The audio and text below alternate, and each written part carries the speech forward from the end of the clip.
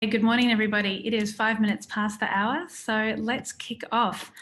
Thank you very much, everyone, for joining us today, and welcome to the Platforms for Open Data Showcase.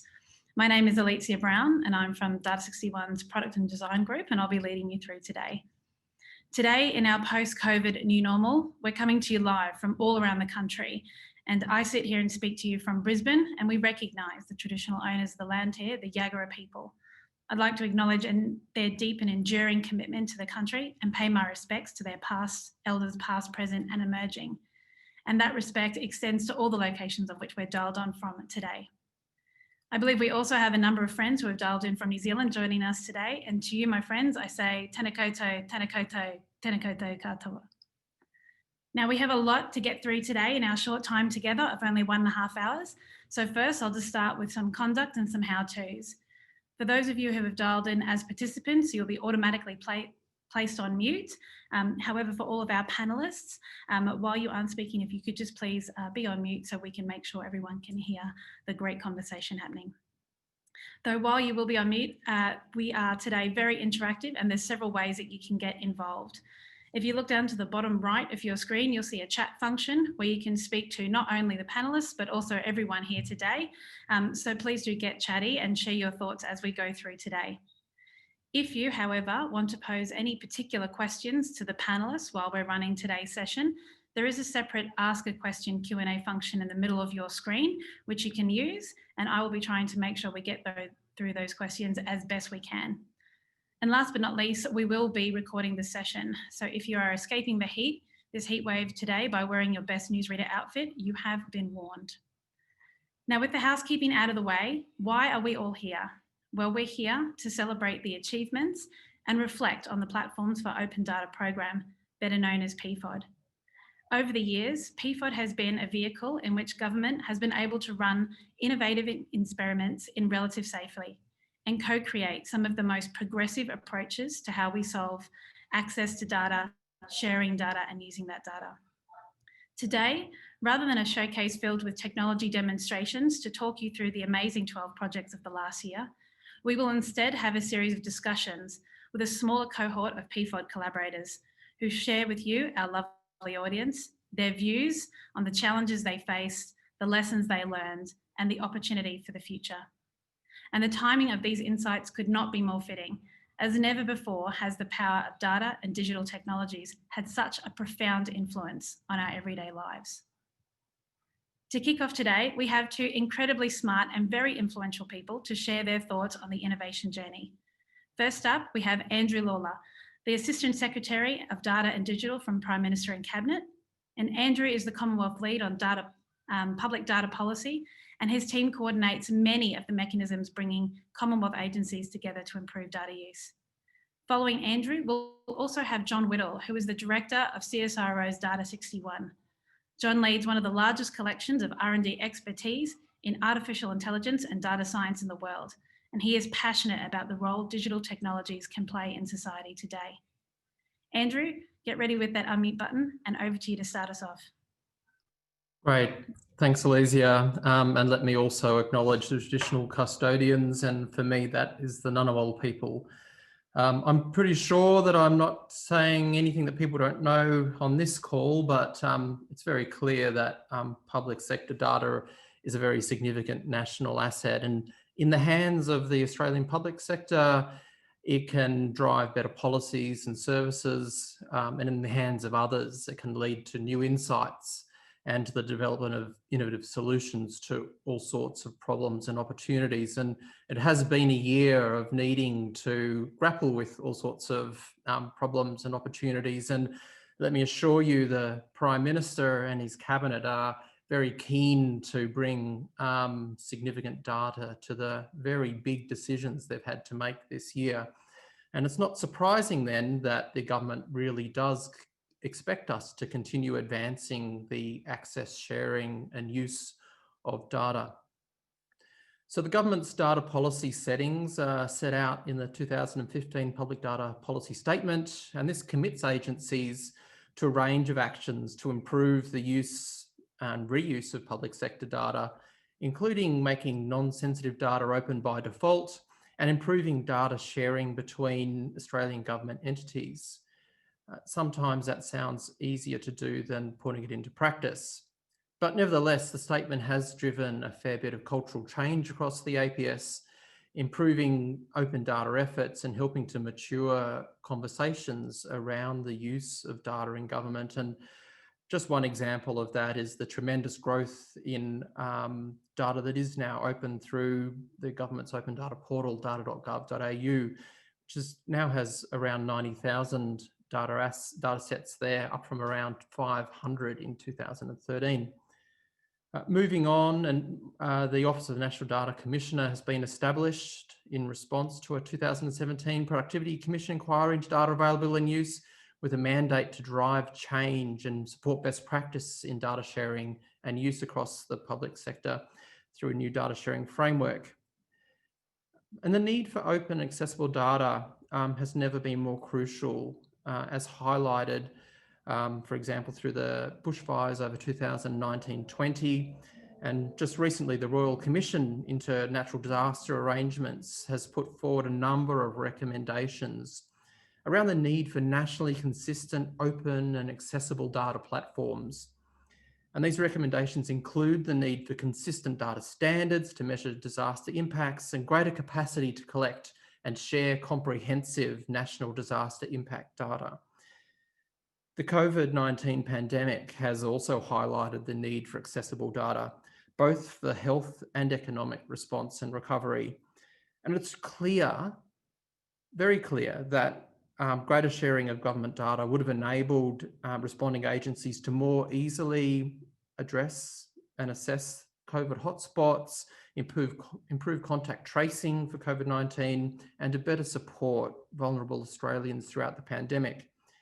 And looking at these and countless other data activities across government, we observe many wonderful uses of data, but also arrangements where we see that data is not being used to its full potential. And quite often we see that agencies are being held back by at least one of 5 systemic barriers.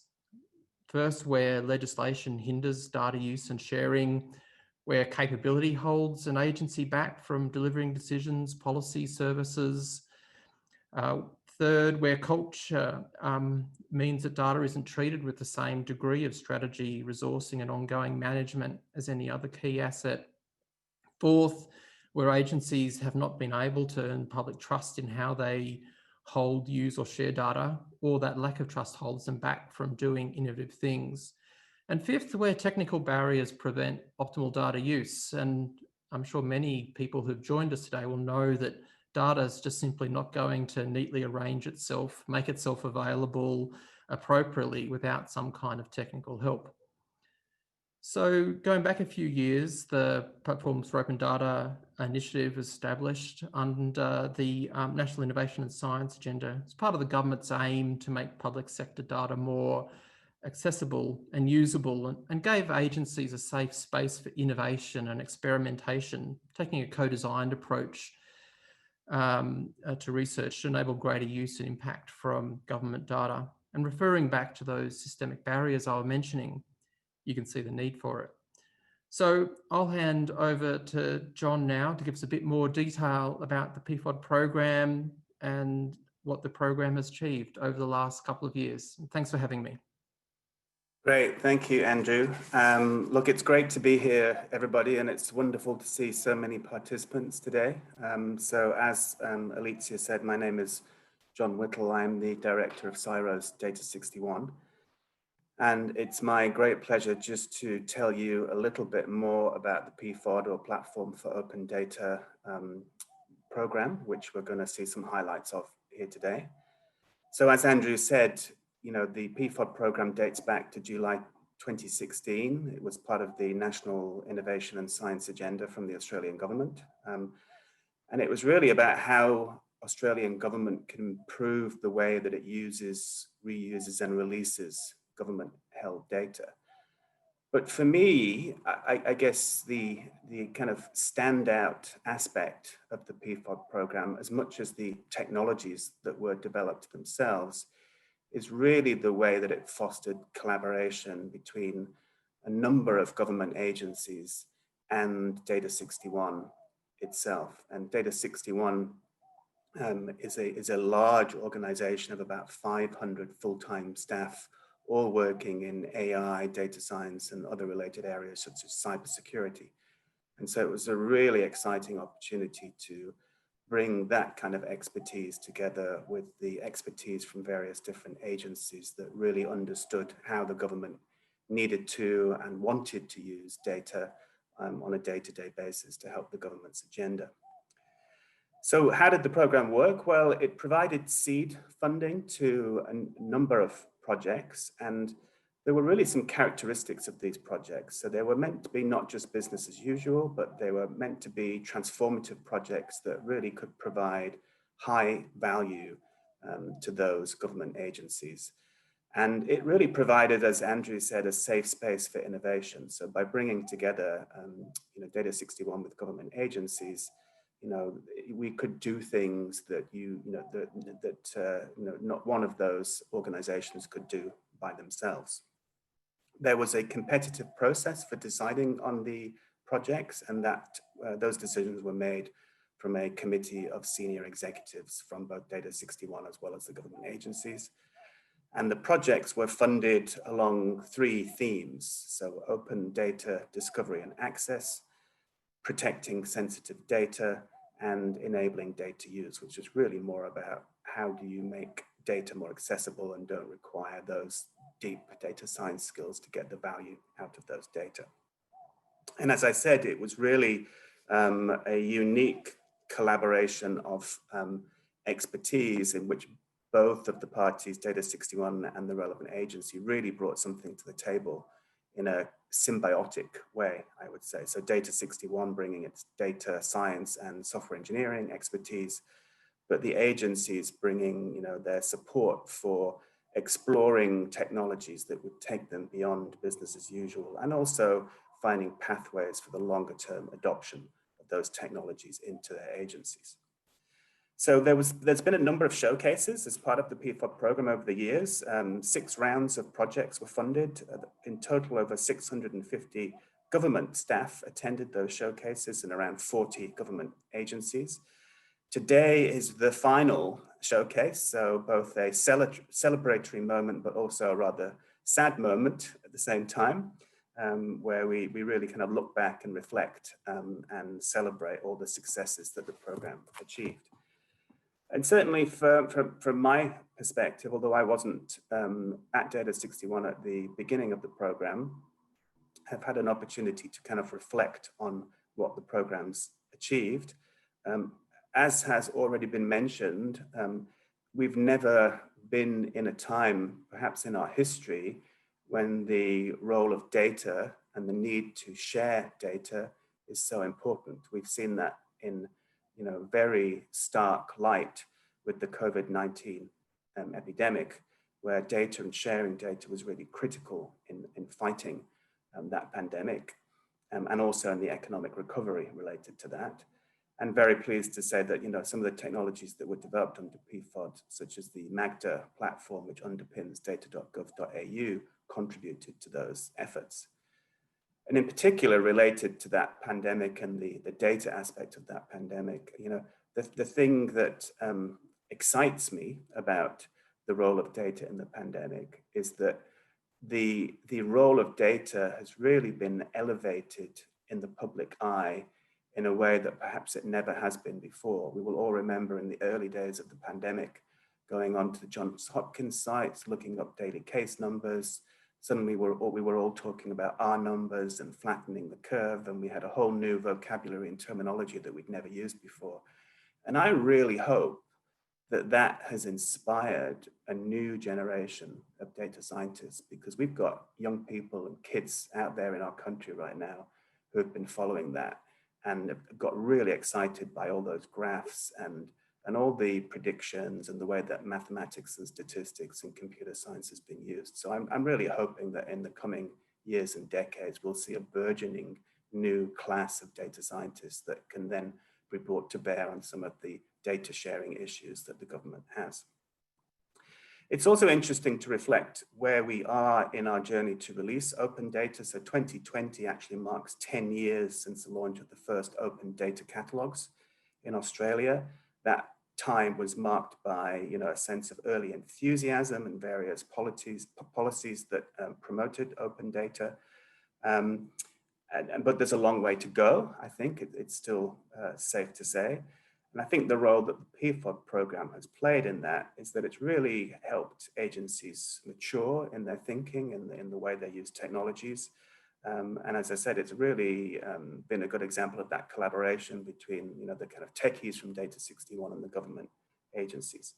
And in particular, I think one of the unique aspects of the program is it really took what we call a platform approach. So it wasn't just about developing a specific technology to solve a specific problem, but we were really looking for areas where that specific problem could be generalized so that it had a broader application, not just in the government agency where it was developed, but also in other government agencies and possibly even more widely. And I think we'll see some good examples of that today.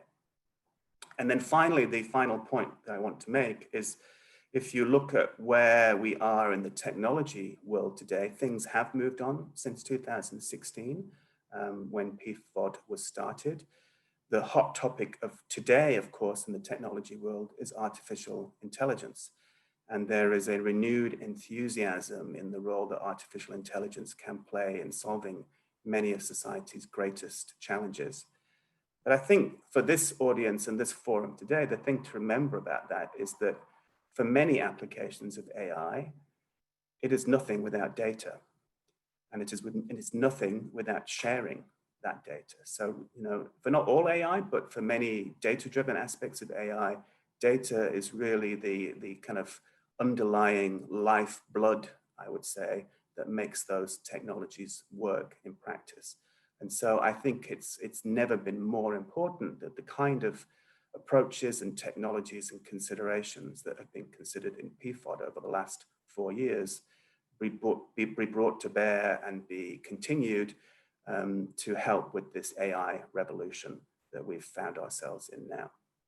So with that, I would just again like to welcome everybody to the event today. I'm really looking forward to hearing the panel discussions and the discussion at the end.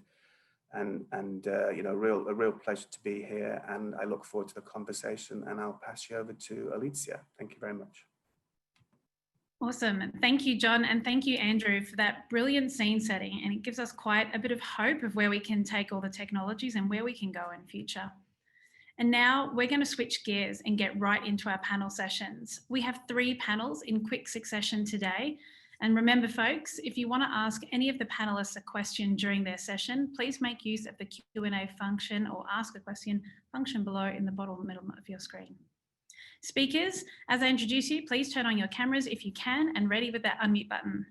So joining me on the first panel to discuss open data discovery and access are Celia Moss, Program Manager in the Data Strategy, Integration and Services Division of the Australian Bureau of Statistics, David Drynan, Assistant Director of the Data Policy Section, Department of Agriculture, Water and Environment, Anna Belgun, Data 61 Project Manager, currently leads the Web Geospatial projects, Shaun Copley, Assistant Director of Geospatial Solutions at the Australian Bureau of Statistics, and Simon Knapp, a self-described jack of all trades and leading scientist at Data 61.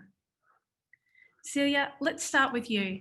You've been a leading figure in all things data strategy, including the APS Data Profession Group, and also the Deputy Chair of the Data Champions Network. Can you share with us what are your thoughts on why open data is so important and so valuable? Yeah, thanks, Alezeia. Thanks for the invitation to join the forum, firstly. It's always great to have an opportunity to talk about the value, challenges and opportunities of data, which is a topic that I'm really passionate about. So I was going to give a bit of background, but Andrew has stolen my thunder there, so that's fine. Suffice to say, this sort of discussion about open data and democratic government commitments to open data have been a topic of conversation across the world for 10 to 15 years. And we sort of started, I think, in about 2009. So that 10-year frame that Jon was talking about is really relevant to the Australian journey in the open data space. Even most recently with the PfOD review, the importance of better use of data, of making data open by default has been highlighted. And in that review, there were a few challenges that were identified and discussed around capability and technologies, and a number of recommendations that have been made to progress our efforts on that front. So over that 10-year period that we've been on this sort of open data journey, the Australian government has invested in all sorts of different things. Initiatives to change data culture, address legislative barriers, build the workforce data capability, increase public trust, and develop technological solutions to address challenges in relation to discoverability, access and use. And that includes through the investment that was made in the Open Platforms for Open Data program. And ABS has been involved in a number of the projects under that program over the past few years, and it's been really gratifying to sort of see that that collaborative effort, and to also be involved in being more innovative with the ways that we can provide access to the really important data assets that we hold. So thinking about sort of open data itself and perhaps where the challenges remain, for myself, and I suppose many of you who work with data daily, the more data that we get to play with, the better.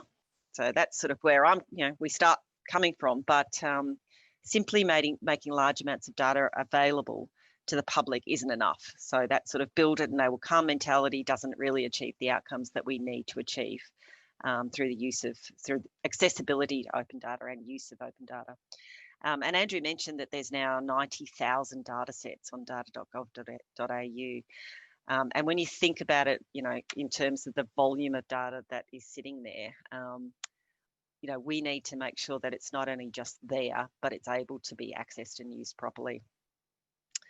I agree that that the past year has really highlighted starkly the value of sort of timely, right data presented in a way which informs and helps the public understand the current situation, what governments are doing to assist, impacts of these interventions that are being made.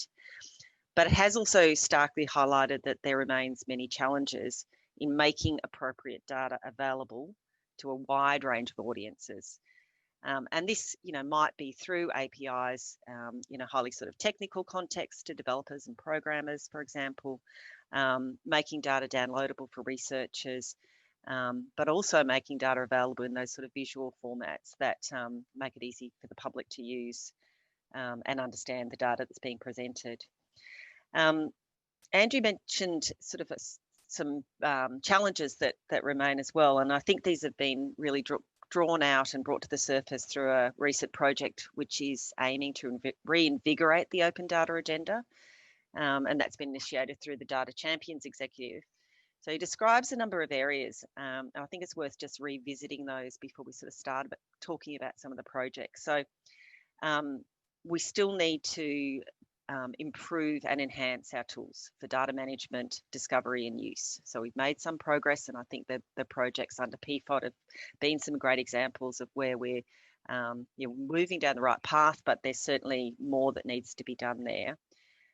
Building data capability, and Alezeia mentioned the APS Data Professional Stream.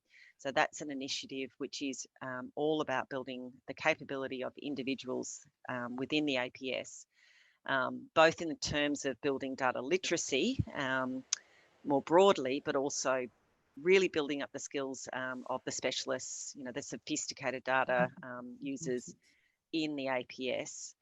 And that includes looking forward to some of these areas that Jon mentioned around emerging AI, machine learning technologies, and how we're going to be needing to really utilise those better in the future. 1, 2, 3, 4, 5, 6. The issue around growing public trust. So, making sure that we're actually maintaining privacy of data that we are putting out there, treating that data with the respect that it deserves, and communicating to the public the benefits. So thinking about those sort of stories that we want to tell around how we use data. And I think finally, really prioritising what data we want to make accessible and open, and focusing on those high value data assets that are going to really make the most difference, because, as I said, 90,000 data sets sitting in data.gov.au makes it very difficult for people to sort of sift through and understand what is good data to use for what purposes. So I'm going to leave it there. Sorry. I might just see if we can hold it there and bring some of our other panel colleagues into the discussion. Perfect timing. Because I'm curious about, with some of the data sets that have been created, in order to get to that point, we first needed to figure out why we wanted to make some of those data holdings visible, and then how we did that. Now, David, I believe that you were involved in one of those projects early on with Magda. Is that something that I might be able to ask you about? Why was that important to DOR, and how did you go about that process? Thanks, Alezeia. Yeah, I think I came into the project about halfway through, but certainly initially what we were after was something, it was a data catalogue that we could use internally within Department of Environment. And we also were working with the Department of Agriculture, and now we're one. So you guys went from having two participants into one single one. So the making of data open wasn't, I don't think initially was actually really on our horizon, but as the project progressed, we realised that this was Magda in particular had this really nifty capability of being able to have approval workflows and being able to push and publish data to data.gov fairly easily. So where it was appropriate, we saw that as a really good tool to be able to do that in a sort of a well-governed manner, because certainly historically it's always been sort of business areas that have been pushing data out where they've seen it to be appropriate to do so. But this Magda was going to give us some sort of central control over that process, which we thought was a really great feature of it. And just for the participants who might not be familiar with Magda, and I understand that you were part of the team that co-developed that with David's team. Can you just give us a bit of an overview about what that was? Yeah, sorry. So the federated Magda, which is the objective of this particular project in this round of PfOD, has actually started with the agency Magda, and they are both platforms basically, or applications based on the open source Magda software that was mentioned a couple of times already. And what that software does, it helps an organization, and we mostly worked with government organizations in this case, but it helps an organization with its core problem of cataloging and managing data. And once you solve or once you tackle that problem, you are basically tackling multiple steps in the data journey, or solving multiple steps like the publishing bit. So once you figured out your catalog and how your inventory works and where to find the data, then you are on your way to fix the publishing, the consumption on data, and the sharing and the consumption on data. The key difference between the agency Magda, which is for one organization, so building an instance for one organization, the federated one, which was the objective of this PfOD round, was to work with a couple of agencies and fixing the sharing of data between them. And introducing Magda in the workflows, internal workflows, was one way to tackle that. Awesome, thank you for that. And I guess, Celia, to your point, when you said there was 90,000 data sets on data.gov.au, it always finds out that once we solve one area of the problem, which is what David and Anna is talking about, which is how do we actually share the data in the first place, now we get to the next challenge, which is how do we make that data useful and what do we do with it? I'd like to bring some of our other panelists into the conversation. Shaun, you're one of Celia's colleagues at ABS. Can you talk through some of the work that you've done as part of this program? Yeah, absolutely. I guess I'll start off just by providing a bit of context around the project. So the ABS regularly produce things what we call geographical correspondences, which sort of enable users to convert statistical data between different geographical regions or geographies. So, for example, a user might have some social data from the ABS against our statistical areas. For example, an SA2, a statistical area level 2, and they want to convert that data to a set of administrative boundaries or operational boundaries, for example, health districts, to answer a specific policy question or problem. And so these geographical correspondences sort of enable that transformation. So I guess we set off to develop this project, which was Your Data, Your Region, to address a couple of issues with those correspondence processes. So the first one was accuracy, and looking at if we could use a machine learning algorithm to actually create those conversions or those transformations. So the ABS approach typically weighted correspondence based on the distribution of address locations, while Your Data, Your Region could actually dynamically incorporate other covariates to potentially improve the quality of the outputs that we were producing. We also wanted to produce a service that could provide users correspondences directly through an API service, rather than actually having to come to the ABS and request them. So as it currently stands, ABS has to manually build these correspondences, and then the user actually has to apply them to their data. So this is really about automating that process where the user can access this service to sort of get an end-to-end product. That's excellent, thank you. And I guess your co-developer, partner in crime, was Simon, who I can't see his video at the moment. But Simon, I'm keen to see if you can share any lessons learned from that process or that project with the rest of the participants today. Can you hear me though? We can. You're a bit soft. You might need to speak up. Okay. I guess was a little bit. Your Data, Your Regions was a little bit unusual in that it had 2 PfOD rounds, and the first round, which was done by primarily Alistair Reid and the group that he was in at the time. They've since left Data 61, which is why I inherited it. They really did a lot of the hard work to figure out how to make this fairly robust system for producing these correspondences on the fly and using other data to support that process. They did an amazing job, and we really just dressed it up and brought the thing closer to the users by putting an interface on it and making sure that users knew how to understand or knew how to use the tool and could use the tool via a much friendlier interface than what was left at the end of the first project. I think a lot of the challenges there, though, I mean, so I learned a lot through the user design process that we went through. But I think the main challenges is, how do you get this thing into a world? Because it's quite an awkward tool to run for a mass audience. It's, a job itself is very expensive to run. It takes a long time computationally.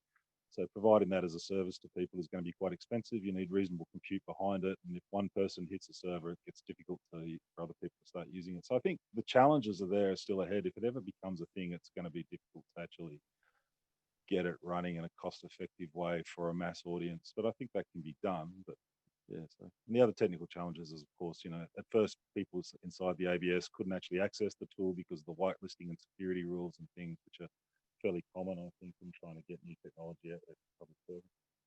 Those would be my main comments and challenges.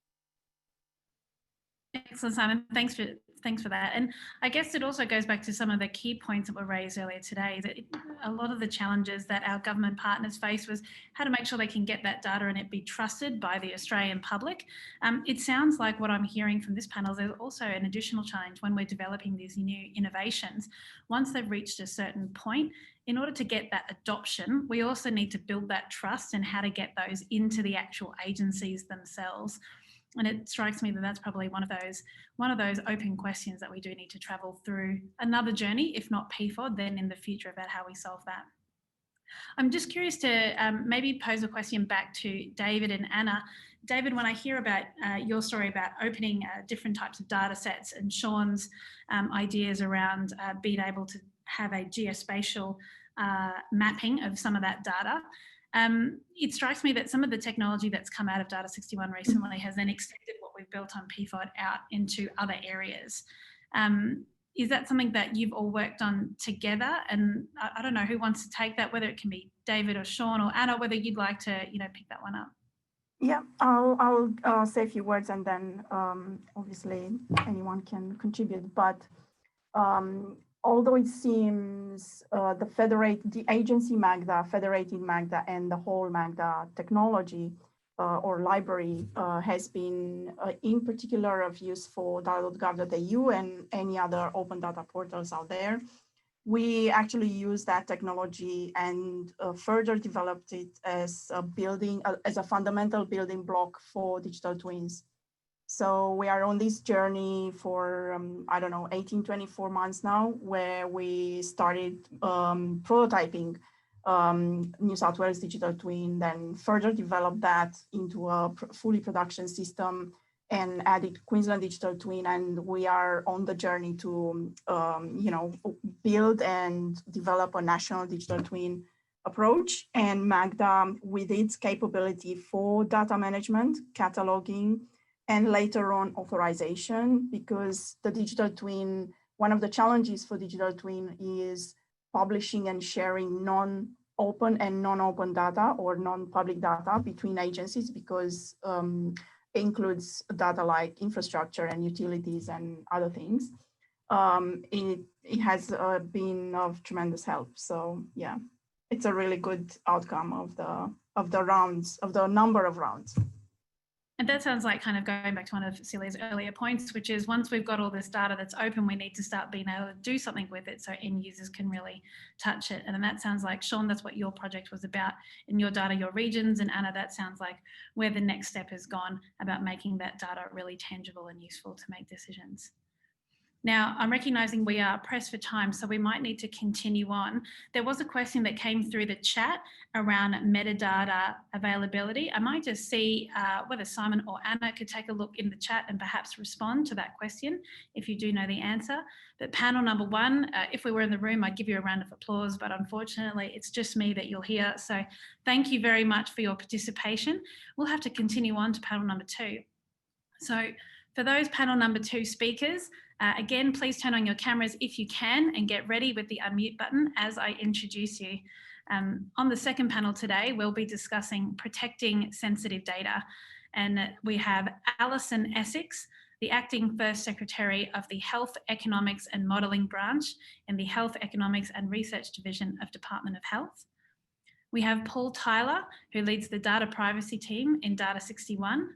We have Waylon Nielsen, the Assistant Director, Data Access and Integration Section of Department of Social Services. We have Brendon Yenson, the Principal Software Engineer for Data 61's Privacy Enhancing Systems Group. And last but not least, we have Simon Nash, the Manager of Treasury's Data Policy and Projects Unit, who is charged with creating new data access opportunities and innovative data projects across government. Welcome everyone in panel number two. Allyson, I'd love to start with you because I believe from some of our past conversations that you actually led some of the policy program on managing data sharing risks pre-PfOD. And given the significant challenges of 2020, no doubt sharing health data in a safe way has been very front of mind with you. Can you share with us some thoughts on this journey and in particular about the context of sharing sensitive data and what it means? Thanks so much. It's a real pleasure to be here today. And one of my great desires as a policy wonk is to see data better used to drive policy innovation and policy analysis. So in thinking about protecting sensitive data, I guess I've got two questions. And the first one is protecting sensitive data from what and what makes the data sensitive? And I think sometimes we get into a bit of a mess because we don't answer those two questions. So I think in government, when we talk about protecting sensitive data, what we're really talking about is protecting, and I'll get to sensitive data in a minute, protecting it from unauthorised use, protecting it from improper use, and protecting it from dangerous use. So unauthorised, improper, and dangerous. And the sensitive data is sensitive because it will make vulnerable people more vulnerable. It will affect the ability of government to do its job of governing, or it exposes us to a national security risk. So they're kind of the three things that happen. And personal privacy is it makes people more vulnerable because if your identity is stolen or if you're unable to conduct your life without scrutiny, then those are the things that make things more difficult. So sometimes we make the mistake of thinking that we're protecting sensitive data from use by government. And it's really important to think about, will the use of this data enhance the ability of government to do things for the benefit of citizens and non-citizens alike. So I was involved in some work called the priority investment approach, which was around assisting government to better manage the social security system for the benefit of all Australians. And in health, I've been involved in a range of things which are around better using health data to provide interventions or on-the-ground services, particularly in times of crisis. So if I talk you through the last 12 months in health, there was I understand that the National Incident Room has been stood up for more than 12 months continuously, and I don't think that's ever happened before. There was, before White Island, there was the measles issue in Samoa and Tonga. Then there was the White Island volcano, which was followed by bushfires, and I think those overlapped. And overlapped. And ever since, everyone's interested in health data. So it's about how do you make the data available at the level that is needed for it to be useful, but not above that. So do you need individualized data? Do you need to individually link? Could you use population level or probabilistic matching instead? Do you need to protect the minimum size of cells to ensure that people can't be individually identified? And particularly health data is very sensitive because that can be misused by people who get hold of it and who don't have the desire to use it correctly. So they're my initial thoughts. I hope that they're helpful and provide some context, policy context around the discussion. That's excellent, Allyson, and that does really provide some great context. And I like how you framed it up about what does make data sensitive and then how do you protect it and protect it from what? I think that's a great way that we might run this discussion. And in fact, Waylon, you work for Department of Social Services, and if anyone's going to have sensitive data, I feel that it might be some of your constituents. You've been the technical lead on several PfOD projects, and I believe that looking at what makes data sensitive was one of the ones that you were working on. Can you share some thoughts on that? Yeah, so that all started back in the really early days of PfOD, where as part of the open data agenda, this Department of Social Services really wanted to be proactive in participating in all of those projects with things like the priority investment approach going, as well as a number of other projects to move our data out from being secure, but at the same time not breach privacy because we have such sensitive data around factors like disability and other constraints that can actually significantly impair people's ability to participate in the marketplace. Now, for where we sat at the time, we reviewed what we were doing, and our delegates oftentimes were having to actually make these decisions in a vacuum of information. So we had decisions to release microdata or even just aggregated data where we really didn't actually understand how much risk we were purchasing each time we released a new data set. And that led to some of our earliest access projects with Data 61, including Sender, and the work that we did with Paul's area on R4 to actually really articulate just how risky these data sets were. I'm sure Paul's got plenty to say on R4, so I'll let him do that in a minute.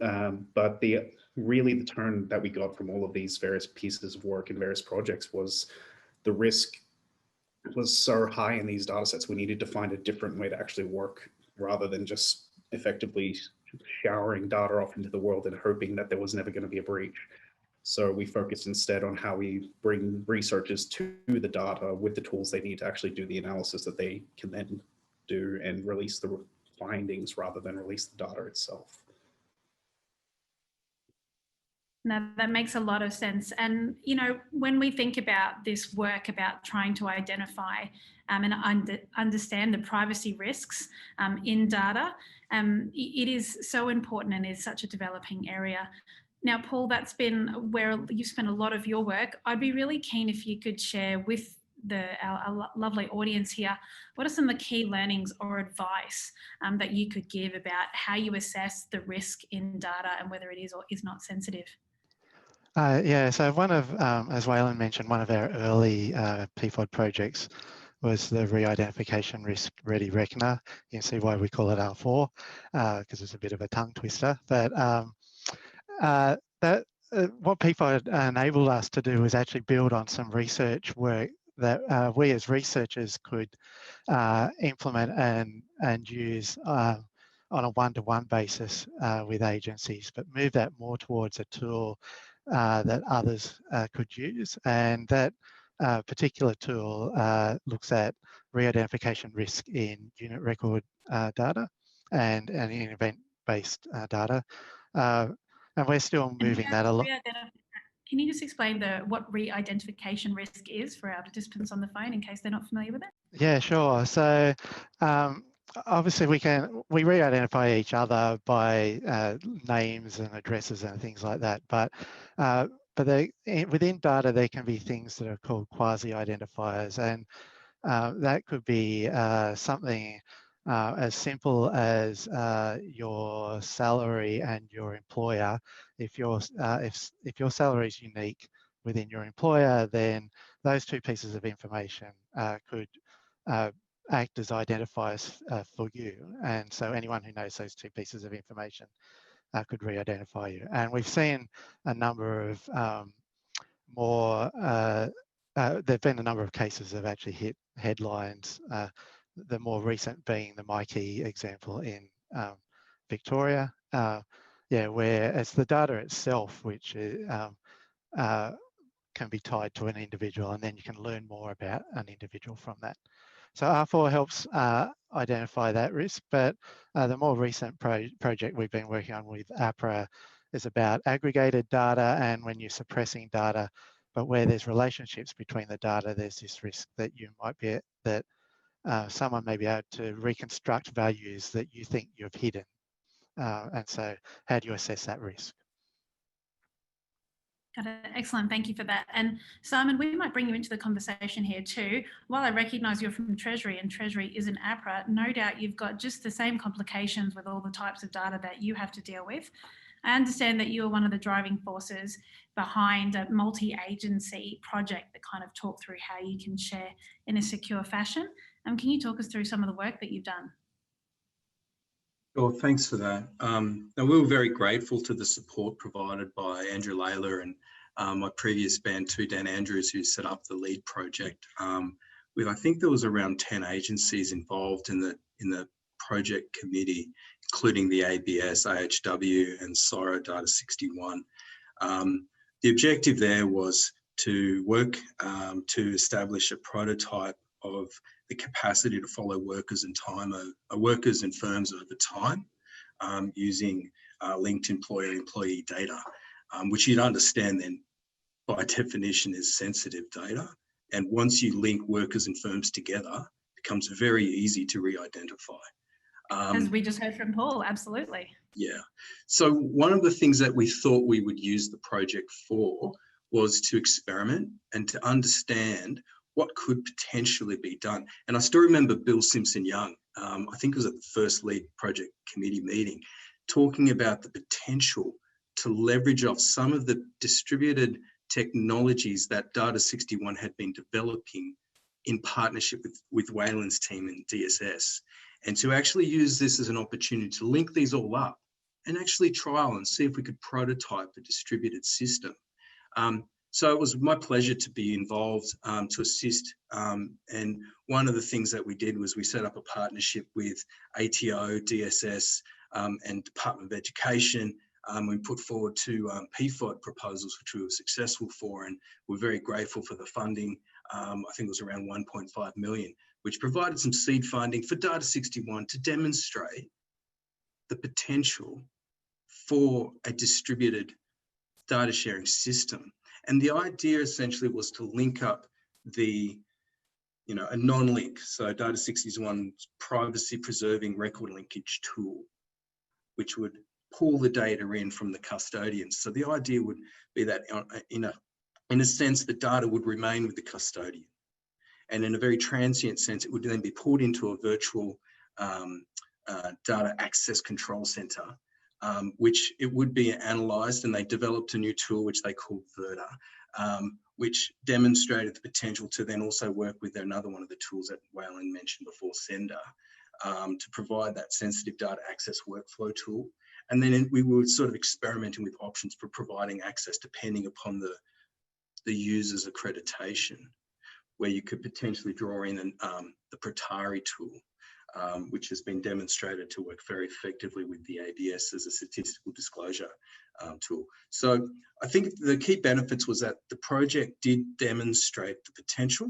It opened up some of the limitations as well and the potential for more work that's required, particularly around the issues that Andrew pointed out at the beginning, and it's been like we brought up through these conversations around the fundamental importance of data quality and standards. For a system like that was being described and is developed, it works well when you've got high quality structured data like the ATO data. But what's important, I think, is, you know, to remember it's the quality of the underlying data. It's critical into the output if it's being pulled together like this. I think where we landed was that, you know, there's opportunities to continue to refine this technology to assist with the data sharing of sensitive data. And I'm hopeful and, you know, and look for opportunities there for a hybrid model for existing data integrating agencies, as they've been doing with Protari and other technologies, to expand on this offering that Data 61's demonstrated its potential for, but I think still needs more calibration. And I think there's a lot of opportunities that will be opened up under the new Data Availability and Transparency Act that ONDC has been progressing, and with hope that will be introduced to Parliament in the foreseeable future. So I think I'll leave it at that. Thank you for the opportunity to participate today. Any questions or any comments, more than happy to have a chat. Excellent, Simon. Thank you so much for that. And look, it is really great to hear the potential benefits that these types of really cutting edge technologies can bring.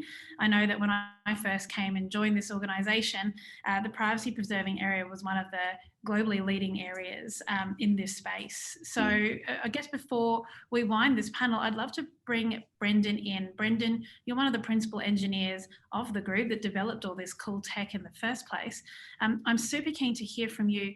What are any of the learnings that you might be able to share with the rest of the participants? We heard from Simon that getting your foundations right and getting the right data is really critical. What are the other learnings that you might be able to share? So one of the things that's been quite difficult for us is, and I imagine it would be for anything that's between departments, is it's an experimental technology, and how do you, which comes first, the chicken or the egg? How do you, first of all, trust your real data to this tool that you don't have faith in yet? But you can't get faith in the tool without having access to the data. So that's quite difficult. And I guess the other thing that's a challenge that we need to look at maybe next is how well do our technologies scale to 20, 30 million users over 20, 30, 40, 50 years. That's an awful lot of data to be linking and moving about. So there's one technical and one, I don't know if you would call it regulatory, but one non-strictly technical things that we need to look out for. That's really valuable, Brendon. I guess that touches on a couple of things that Andrew mentioned earlier today, which was around maybe that culture. So that's building that culture of trust, that in order to test the sharing, we've got to trust the data and we've got to touch each other. And how do we do that? But also, you know, into a lot of these conversations, this type of projects that PfOD has produced has moved us forward, like we now have these privacy preserving technologies. But what if we actually put all of our data in there? How do we then manage that going forward? So it just gives us new technical challenges that we need to look into in the future. Now, again, we're going to have to continue with time, so I'm going to unfortunately have to cut this panel here. Remember, there are Q&A options at the end of the session, so thank you very much, panel 2, for your time. Again, I'm afraid you can't hear the round of applause of the 100 or so people that are joined, but thank you very much for your time. And we'll roll straight into panel 3. And again, for our panel speakers, as I introduce you, please turn on your cameras if you can and get ready with that unmute button. Joining me in our final panel today, which is to discuss enabling data use, we have Sally Box, the Australian Government's Threatened Species Commissioner with the Department of Agriculture, Water and Environment, Petra Kunnert, a data scientist from Data61 specialising in environment.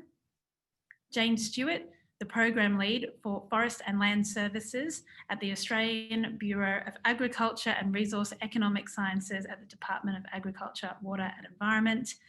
Stephen Wan, a research scientist and leader of the Language and Social Computing team at Data61. Jeremy Groves, the Data Analytics Team Leader in Geospatial and Information Analytics Branch of Department of Agriculture, Water and Environment. Oh, it's quite the door show, this last panel. And last but not least is Nick Van Beest, who is a Senior Researcher at Data61 and leads the Business Process and Legal Informatics team. To kick us off, I'd love to invite Sally to just talk a little bit about your experience. We recognise that after the 2019 and 20 summer bushfires, you were asked to establish and chair a new wildlife and threatened species bushfire recovery expert panel, which was charged with providing advice to the government on a whole range of impacts across state and federal lines. Can you talk to us a little bit in the context of why data access and use is so valuable to do what you're trying to do? Thanks, Alezeia, and hi, everybody. Look, the 2019-20 bushfires in Australia were really unprecedented. They burnt more than 10 million hectares, a really unusually large area, and in many places burnt with an unusually high intensity, and it was described by many as an ecological disaster. The scale was so large that 7 state and territory jurisdictions were affected, and so a national perspective on environmental impacts and a national conservation response was required. Many Australian ecosystems are fire adapted, but fires are usually localised and animals can escape to a nearby refuge and recolonise areas once they recover. But in this case, the scale was just so large. So species like the kangaroo island dunnart had more than 95% of their distribution burnt in these fires. And species like the green carpenter bee, which occur in vastly different parts of the country, had both of their significant populations burnt in the same fire. So we're really facing a pretty unusual situation. So in January, while the fires were still burning, the Minister for the Environment asked me to convene a wildlife and threatened species bushfire recovery expert panel. And our role was to advise on the spatial and ecological information to assess bushfire impacts on plants and animals and ecological communities, to assist the Australian government to prioritise species and locations in need of management intervention, and to advise on the recovery actions needed. So I brought together a team of 8 scientists, with our conservation biologists, fire ecologists, captive breeding specialists and decision scientists, plus we brought in the states and territories as expert advisors to this panel. So the analysis needed to be done really rapidly to inform the response. Some actions really needed to happen during the fire or immediately after to be effective. Things like emergency salvage of fish species from rivers before they were just washed out by ash and sediment, or feral predator management in the immediate aftermath of the fire to give native species the upper hand on cats and foxes. But the scale of assessment with 10 million hectares burnt was absolutely huge. So what we did was we combined the available spatial data and expertise within the department with expert input from panel members, but also from the network of scientists that they had access to, as well as representatives from the states and territories. The information we had available was imperfect, but we needed a rapid response. So I'll be very grateful to the panel members who recognised this and took a pretty pragmatic approach. So I thought I'd just sort of describe what we did and what some of our successes were and some of the challenges. And I'll focus on species, even though we looked at a broad range of environmental assets. So by mid-January, while the fires were still burning, what we've done is assess the spatial overlap between fire extent and species distributions of species that are listed as threatened under the EPBC Act. What we used was a national indicative fire extent data set, which was a data set developed very quickly by the department from multiple sources, so state and territory agencies responsible for emergency management, to provide sort of a cumulative national view of fire extent. And then we overlap that with a modelled known or likely distribution of species listed under the EPBC Act with our species of national environmental significance spatial data set. And through that analysis, we found out that more than 330 threatened species were in the path of the fires. So we knew that the sort of environmental tragedy that we were facing was pretty huge. But we knew it wasn't just threatened species that were impacted. Lots of species that were previously considered secure before the fire now look to be imperiled. So we knew we needed to broaden our assessment beyond threatened species to other groups. And we also knew that it wasn't just spatial overlap that was going to impact or determine how vulnerable a species was to fire. So we looked at three things. We looked at the spatial overlap between the species distribution and the fire. We also looked at a species conservation status. Was it already threatened, and how threatened was it? And then we also looked at a species traits. So it's biological or ecological or physical characteristics that make it more or less vulnerable to fire. Can they flee? Can they find shelter? Have they lost their food? And so because we're looking at non-threatened species, we needed to draw data from lots of different data sets, not just data that was held by the department. So the Atlas of Living Australia, BirdLife Australia's data. And we also needed to get trait information, those characteristics of species, from lots of different sources, from action plans, from conservation advices, from recovery plans, from published data, from information held in, university researchers' bottom drawers, basically. So we had to really pull together lots of different data sources. Within 3 weeks, we'd identified the vertebrates that were most in need of management intervention, and there were over 90 of them. And then within 8 weeks, we'd identified invertebrates in need of urgent management intervention, and more than 190 of those. And in a similar time frame to the invertebrates, we'd assessed more than 20,000 plant species and come up with a list of about 480 plants that needed urgent management intervention. So the analysis that was done has informed and is still informing the government's response. So it informed how our funding partners prioritised the species and the areas that they were focusing on. It established clear priorities for our open grants rounds that we were running, and it's also now informing further research effort.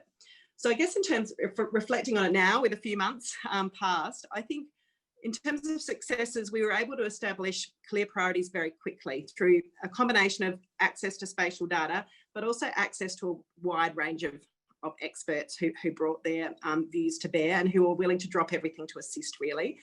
Also, liaison with the states and territories was critical. They were doing their own analysis about, what was happening within their own jurisdictions. So doing that cross-check was really important. It showed that we mostly got it right at the national level, but we were able to tweak around the edges through cross-checking with them and make sure that we were building that public confidence in the data. So I think, largely it was pretty successful. Some of the challenges were in the gaps in the availability and accessibility of data. So before the fires, we had no pre-existing source of national fire extent data that was available to the Australian government. So fire extent data needed to be sourced, agreements for access needed to be put in place, and we needed a process for accessing and aggregating data development, and we needed to understand the limitations. So that was a really big challenge.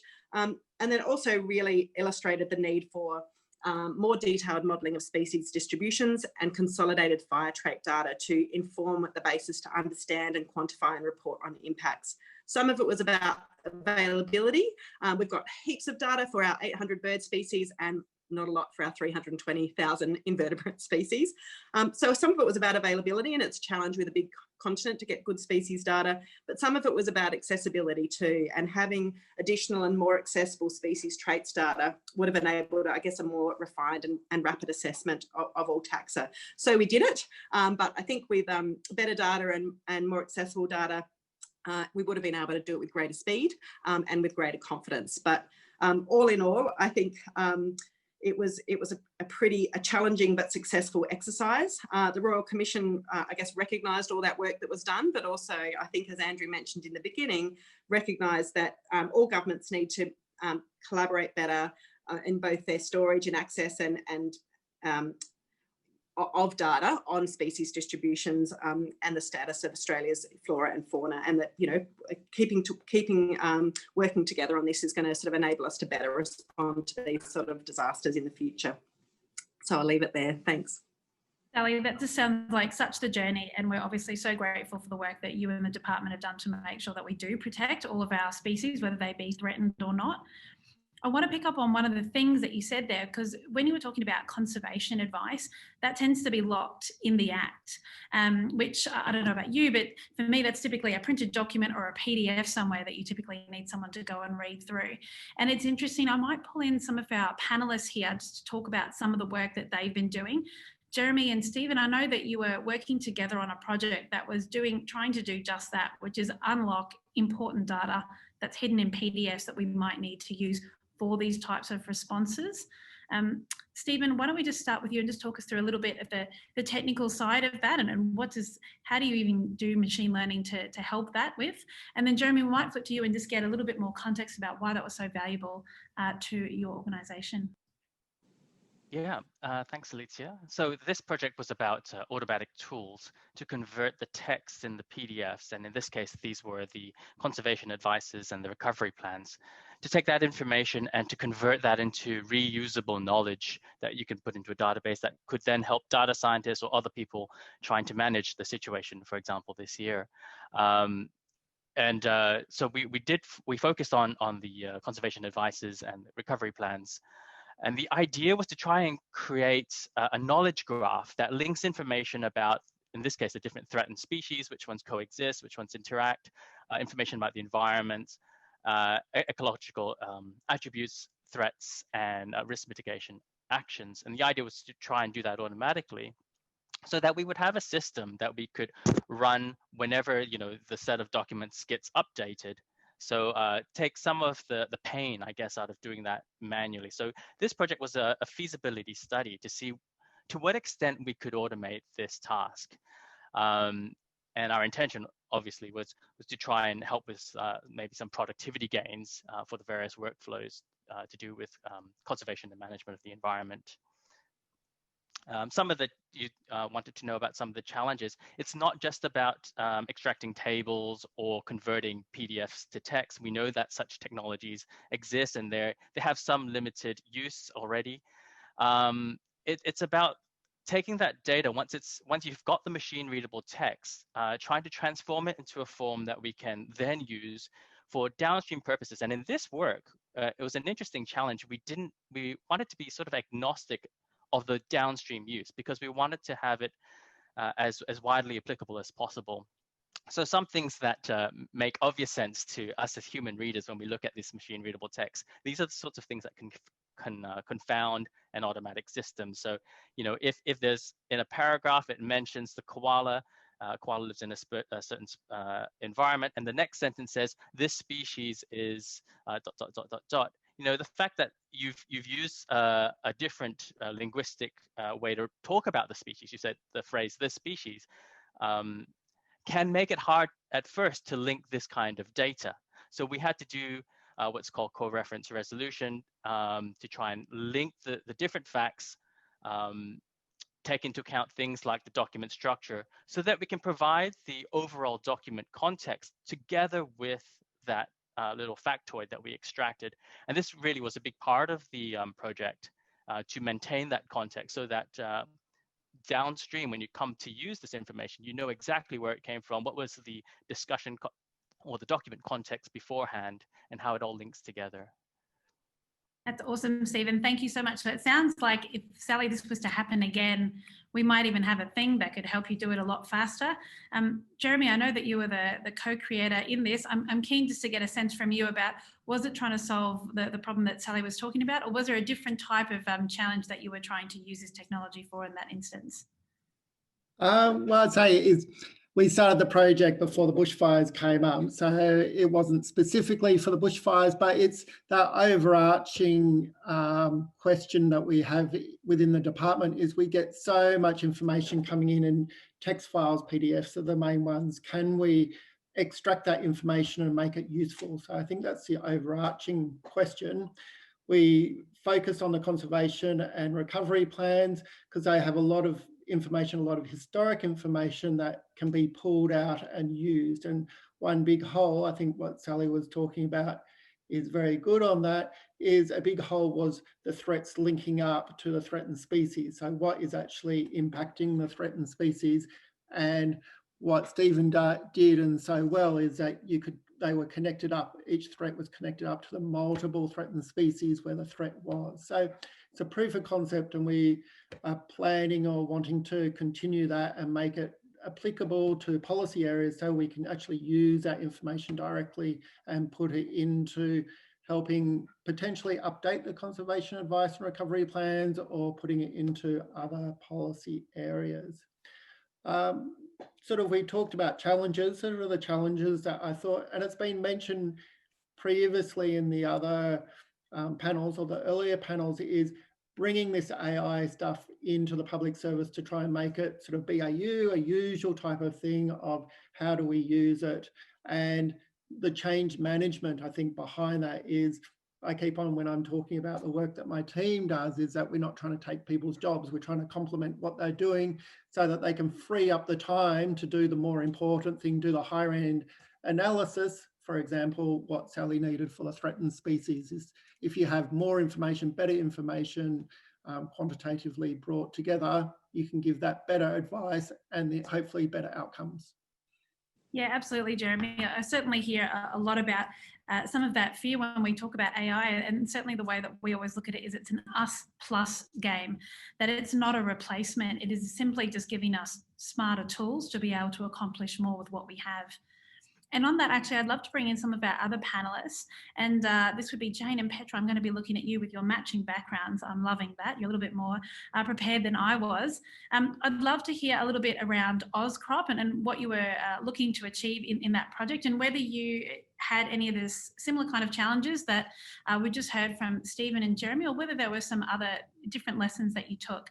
Jane, how about we start with you? Okay. So I think, this was again another multi-agency collaboration, and also so the ABS and Department of Industry, Science, Energy and Resources, and the Department of Agriculture, and also a couple of areas within CSIRO. A key thing there was about taking existing public data and then value adding to it. So our particular focus was around using remote sensed vegetation cover and climate data, and then finding some site data based on land management practices. And we were particularly interested in agricultural practices and cropping practices, because they're needed for a number of purposes for our reporting on adoption of sustainable practices under things like the National Land Care Program, for international reporting for our greenhouse gas emissions, and also from the ABS perspective of coming up with alternative sources of data rather than doing the traditional surveys. So that was sort of the motivation for it. And I think having a collaborative approach, having the data scientists with their perspective on the machine learning, the remote sensing people, also people with an understanding of how those practices, in our case, tillage and stubble management, could be detected in a visual sense from a remote sensing perspective, and how they play out in terms of how farmers manage their landscape. It was sort of like a value add activity using that existing public information. And I suppose it was a proof of concept is where we got. Yeah, absolutely. And Petra, as I guess a data scientist yourself, as the co-collaborator on this project, what would you share with our audience was one of your key learnings or key takeaways from having to deal with lots of different data and that interoperability challenge? Yeah, thanks, Alezeia. I think there were a few different challenges and learnings that we had along the way. I guess an important learning from this project is the lack of sufficient site data to calibrate land-based national scale agricultural land management practice models in Australia. So there seems to be this sort of misconception around the availability of reliable field data, and that we could just take any type of data set that's been collected and use it in some particular way to some value add, and also to solve a wide range of problems. And what we found is that finding reliable field data at the right time and scale with the right attributes is actually really challenging. And we just can't take a data source that people think might be valuable and hit the ground running. There's a lot of discussion around, what is the actual use or utility of this particular data set. We also found that there are benefits in being able to visualise and analyse different data sources. And we didn't have that capacity at the beginning of the project, but we actually developed as part of that project a tool with the help of a computer scientist, software engineer that we had on the project. Sam developed this really great tool that allowed us to bring in the data sets that we wanted to use and zoom in on various, land parcels and areas, bring in the remote sensing, and just make sure that we're using the right data sets and right information. I think another thing that Jane touched on is that multidisciplinary engagement. So understanding the problem from both a data science and agricultural system perspective was really, really valuable. So having our ag and food and land and water colleagues in there was really great, because they could bring a different perspective into the mix. Excellent, thanks Petra. And Nick, in the final minutes of this panel, I'm really keen to hear your perspective. When we hear the story from Jane and Sally and Jeremy, a lot of their work is kind of trapped in legislation and other data sources. And from what I understand, your work looks at taking that data out, turning it into some kind of rules and getting that automation from it. Where do you think from here? You've been involved in that PfOD process for some time. Where do you think we can go from? So to give first a tiny bit of context around what we've been doing in this project. So we started from the perspective of digital legislation, which is a concept that aims to reduce regulatory burden through automation. So by offering the ability to interpret data and verify whether that's compliant to the relevant regulations. So the idea here is to represent legislation in a digital and more structured way, such that it's machine interpretable yet still understandable by humans. So you've got a one-on-one relation between the clauses in English and the digital counterpart. So having those digital rules on one end and data on the other end, it allows you to automatically check and prove compliance to the underlying regulations. So if you can really take all the data that you collect in the field, and you've got regulations, guidelines, and policies on the other end, you will be able to actively monitor and reliably and objectively come to a conclusion whether you're doing well, or whether there are some changes required, whether you want to actively adapt your workflow, so to say, in order to make sure that you make it to all the policies and regulations behind it. So in this particular project, this was specifically aimed at legislators and legal drafters to make sure that we have a streamlined implementation of those regulatory changes into the supporting information systems. And basically, we investigated the best method to embed legislation into software such that its behavior reflects the actual requirements set by the underlying regulations.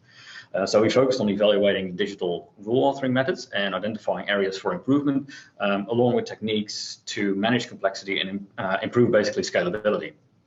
So as such, we basically hosted a number of workshops involving various legal drafters and analysts from various governmental departments, and evaluated different techniques in hands-on sessions to experiment with the relevant aspects of the authoring process, and try to identify all the improvements that were possible here to further advance the digitization and really make sure that you can reduce your cost, you can better facilitate compliance, you have objective measures behind it, and you're also able to quicker adapt to regulatory changes.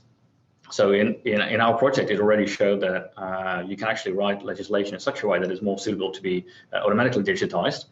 But also it allows to remove the intermediate steps to basically structure underlying legislation to increasingly technical specifications, but without technology, we are able to do it in one go. So you've got your plain English legislation, and you can in one go then go to a more structured format such that it's still understandable by the drafters, but you can immediately adopt that in reality, so to say.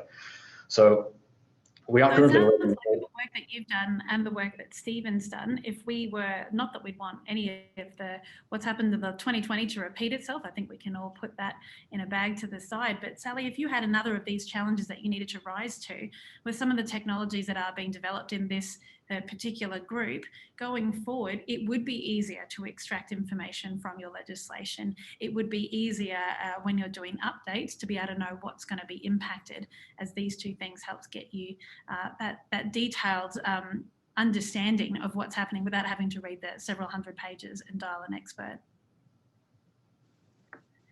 Yeah, I think that's right, Alezeia. I think that would definitely help speed up the process. Now, look, panel three, as much as I'd love to continue the conversation, we are almost at time, so I might just need to call it there. Again, thank you so much. I'm sorry that you can't hear the hundreds of people dialed in, but again, thank you very much for your contribution. And I hope that our lovely audience, that you are as impressed as I am with the fascinating discussions that we've had today. It's been really interesting for me to hear about the lessons that not only the Data 61 people have learnt, but also all of our government agencies about how to take innovation from where it is into the next step. Before we round out, I might just see, we don't have a lot of time for Q&A. We have seen some questions come through and I've tried to pull them into the panel discussions, but I might just throw to one of my esteemed colleagues, Emma Burns, who heads up the Government Relationship Group, just to see if she's got to share any thoughts about today. Thanks, Alezeia. I'm just very grateful for everyone participating and coming together. I mean, my reflection would be that, you know, innovation is really a contact sport, and it takes a transdisciplinary mindset. So we need to be enabled to come together, identify the problem together and explore the pathways to solutions. And the process is the success factor, not always the outcome. But we do need to be mindful of the adoption gap. We have a lot of proof of concept, so we need to figure out the mechanisms and the processes where we can start to adopt some of these technologies. But otherwise, I hope the discussion has stimulated some thought. I found it really interesting and engaging, and I'm very grateful, Alezeia, for you moderating and for all of our panel members. So thank you. I will say we had one question. I'm not sure if we still have people online that can answer it, and it was in relation to, it says, there has been a lot of positive action making open government data available for citizens.